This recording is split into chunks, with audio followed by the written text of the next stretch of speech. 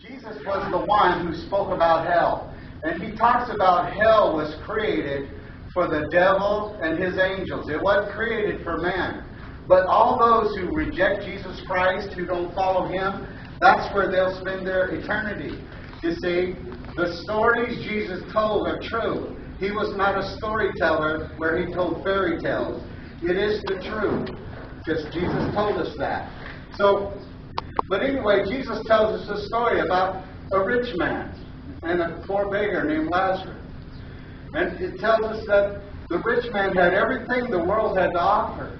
But see, Jesus wasn't his shepherd. God wasn't his shepherd. He followed the ways of the world. But the Bible says that the rich man died, and Jesus tells us this story.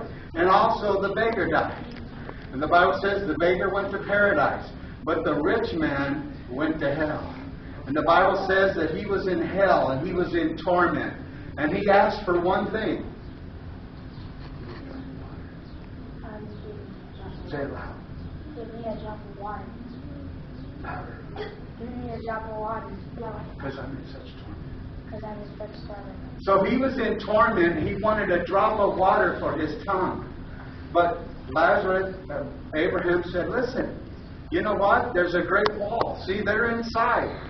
And they can't cross. They can't go in.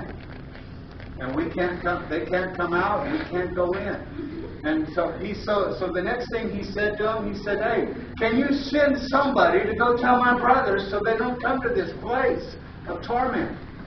And the story goes on that Jesus said that what was told back to the rich man in hell, listen, they've had Moses and the prophets, and they didn't listen to him. So even if somebody comes back from the dead, they won't listen.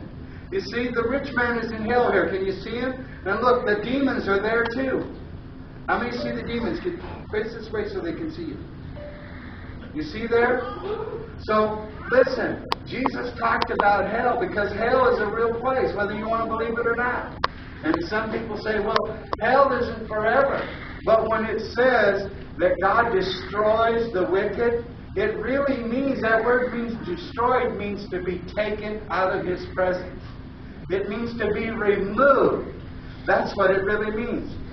So, to be removed from the presence of God is going to be a terrible thing. But God, because he loves us, he warns us to listen. Put your faith and trust in me. Follow me, and I will give you joy and peace.